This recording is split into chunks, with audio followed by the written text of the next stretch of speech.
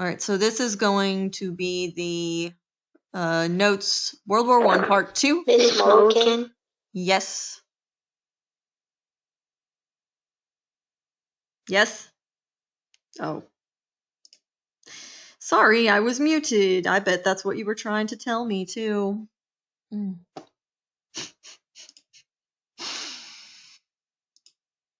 was talking to myself and the recording. Good times. All right. So, World War I Part 2. And this is all the start, the causes of World War I. The biggest things you have to remember about anything that we're doing is what started it and what developed. So what are the causes and what are the effects? Cause, effect. That's the big key, that if you can take that away from each thing, then you'll pretty much know about it. If you can get the details along the way, that'd be great. All right, so we're starting with tensions aside, there only had to be one last straw. The assassination of Archduke Franz Ferdinand, heir to the Austria-Hungarian throne, which we already did in a chapter. So we got... All right, so one last straw. The assassination of Archduke Franz Ferdinand, heir to the Austria-Hungarian throne. And there is Austria-Hungary right there. By Bosnian Serb assassins, Serbian military intelligence, so Serbia is right down there, so they're right next to them, and supplied by the Black Hand, a secret military society. All right, so I'm going to fill that in here and then put it into, in the chat, I'm going to put this heading in all caps. Do not put that in the blank, but I'm trying to keep it kind of separated so that they don't run together and you can kind of, so you don't end up clicking on something that was for a different one. All right, so that's for there. So, by Bosnian Serb assassins and the Serbian military intelligence while supplied by the Black Hand. So we've got, I'm just going to type it. Bosnian, Serb, Serbian, Black. All right. So all of these guys were working together, and normally what ends up happening is people will like, yeah, it wasn't me. And that's what they try to do as a government. They're not going to really admit to it, but on the back end of things, they were exactly at fault. They planned this, and it was kind of sad because the Archduke, like his predecessor, so the guy that came before him, was not nice to the Bosnians. Their anger was justified. It totally made sense.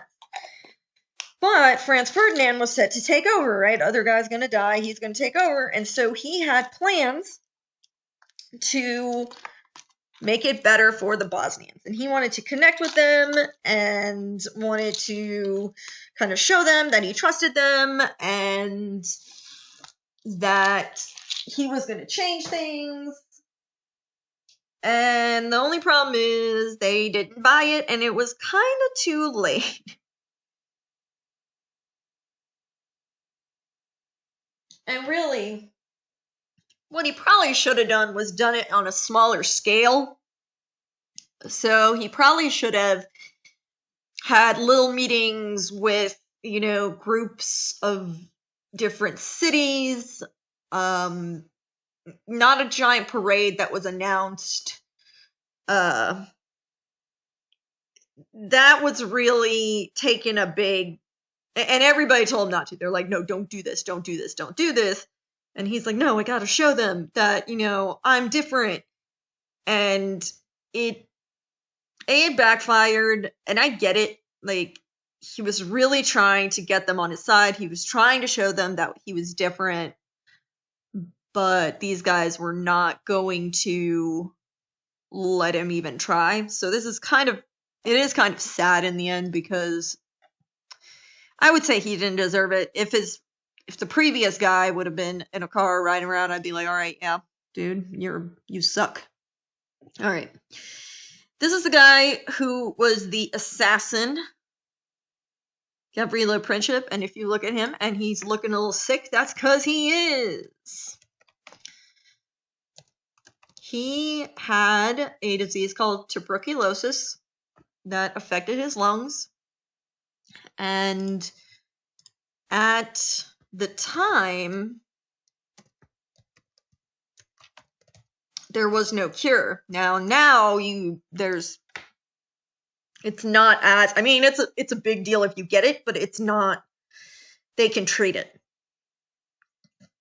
Back then it was like, all right, now you're going to be coughing up blood and you're going to die. Like, that's what's going to happen.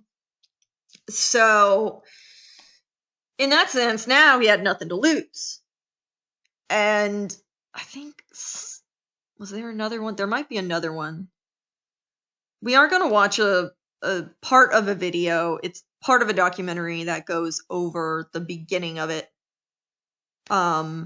So you can see a little bit more what I'm talking about. But so in a sense, he's already dying. He's like, you know what? I want to make a difference to my country and to Bosnians before I die. So he's basically trying to be a martyr in a sense, right?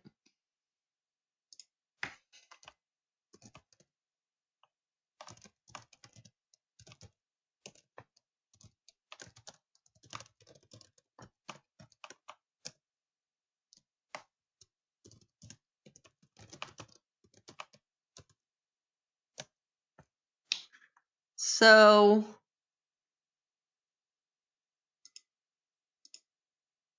why declare war? I hate you. Good.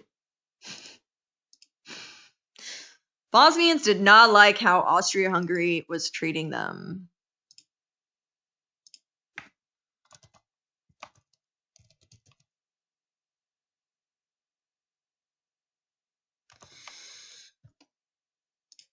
Austria-Hungary hated Serbia in the first place for fueling Bosnia's hate. So these guys straight up hated each other.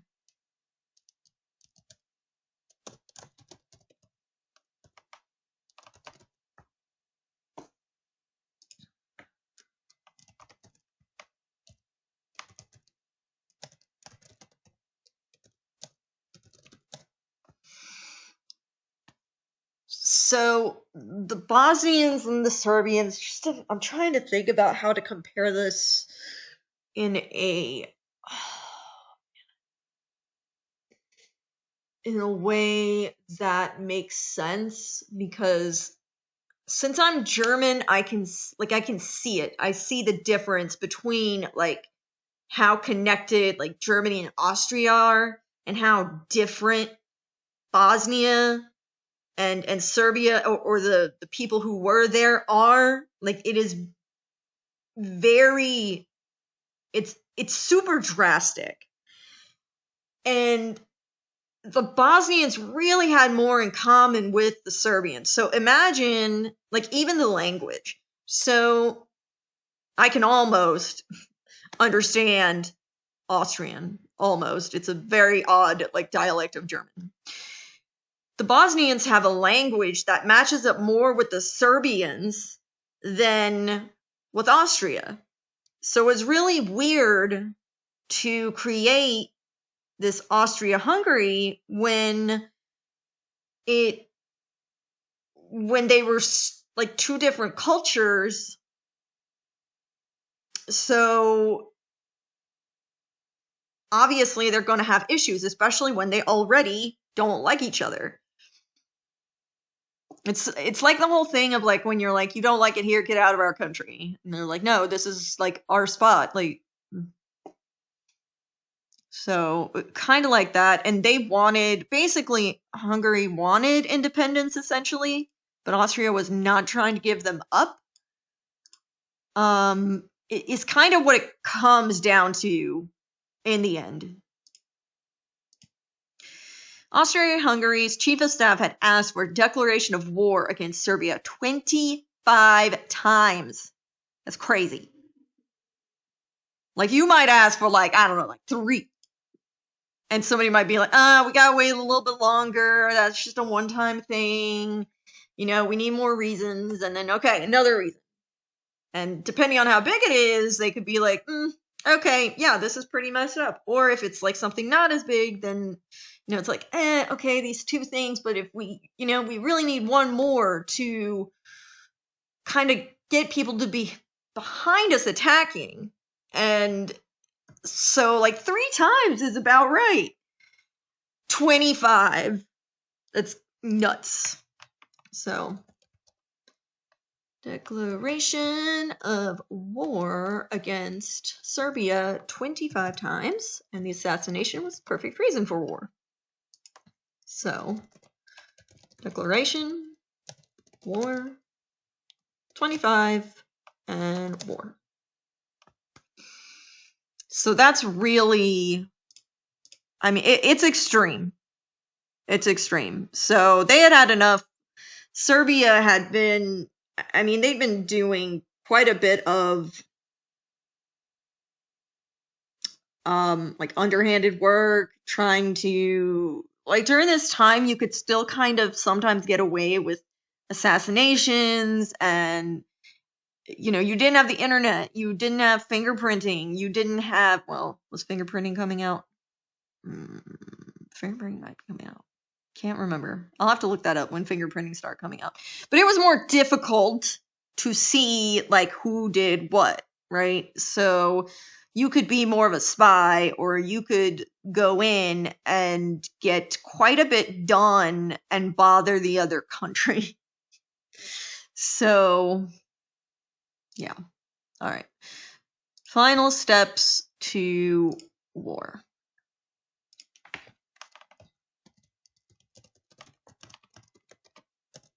And if I talk a lot, I'm sorry. I really like World War I. Find it super interesting. Austria-Hungary declares war against Serbia. Russia mobilizes against Austria-Hungary. So we've got declares war first. Then they're going to look to Germany. So Serbia basically punched Austria-Hungary in the nose, like that other video. And Austria-Hungary is like, all right, Germany, can you come and assist, because we just need to crush this one. And Germany's like, I mean, yeah.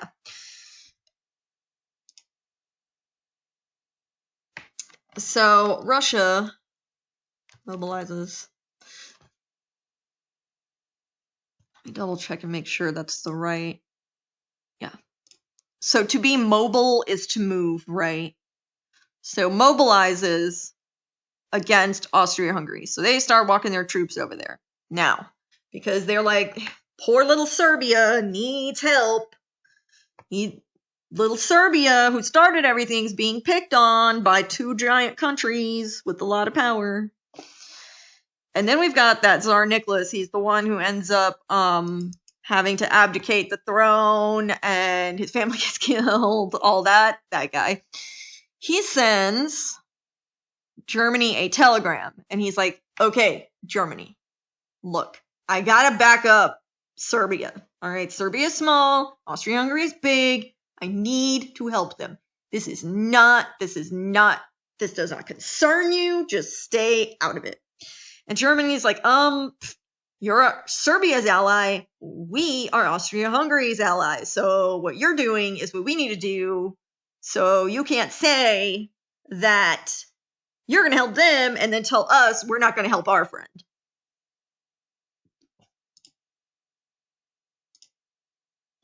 So, telegram. Germany could not hold back. All right, so let me put that in the chat. So, mobilizes and telegram. All right.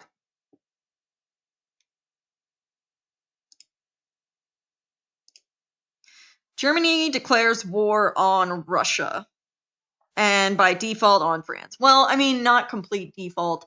It was that they declared war on Russia, and Russia's like, France, what's up? And France was like, yeah, we'll just get our people over on the border.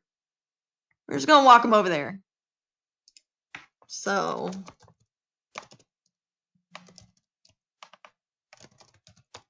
now, once they start heading over the border, Germany's like, all right, you're bringing your guys. I guess that means that we're going to have to declare war on you too if you're bringing more of your people to the fight. Then England declares war on Germany after Germany does not take England's ultimatum of not attacking. Really, this is attacking Belgium through France. They were not happy about that. They were like, look, Belgium has nothing to do with it, but if you go through there, now it concerns us. So England declares war on Germany after Germany does not take England's, that's apostrophe S, ultimatum of not attacking France, Belgium. So I probably should have in the notes that I should have this the other way around, really. All right, so we've got, telegram was the last one, so Germany, France, England, England's, France, and Belgium.